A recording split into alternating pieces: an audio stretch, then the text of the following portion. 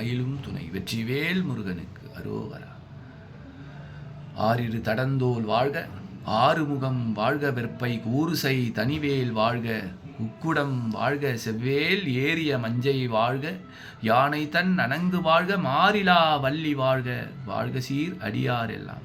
நம்ம பார்க்க போகிறது 2வதான ஸ்தலம் வந்தாரை வாழ வைக்கும் வல்லக்கோட்டை முருகன் கோயில்.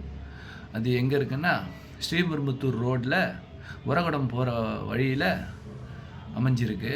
இங்கே முருகர் 7 அடி உயரத்தில் வள்ளி தெய்வானையோட காட்சி தராரு.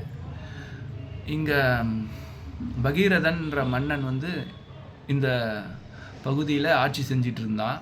அப்போது நாரத முனிவர் அவரை பார்க்க வரும்போது அலட்சியப்படுத்துகிறான். அதனால் சாபம் இட்டதால் மன்னன் ஆட்சியை இழந்து காட்டில் அலைஞ்சிக்கிட்டு இருக்கும்போது அங்கே ஒரு முனிவரை தரிசனம் பண்ணி சாப விமோச்சனம் பெறுறான். அது அவர் முனிவர் கொடுக்குற ஒரு சாப விமோச்சன வழி என்னென்னா,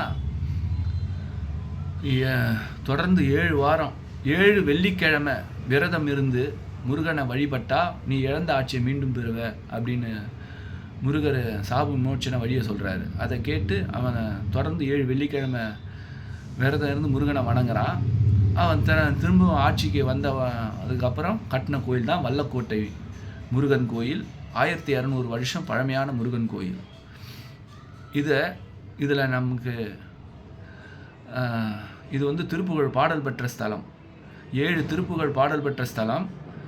நான் யார் ஒருத்தருக்கு ஒரு நியாயமான கோரிக்கை நிறைவேறணும்னா தொடர்ந்து 7 வெள்ளிக்கிழமை போய் முருகனை வழிபட்டு அவருக்கு பிடிச்ச நெய்வேத்தியமான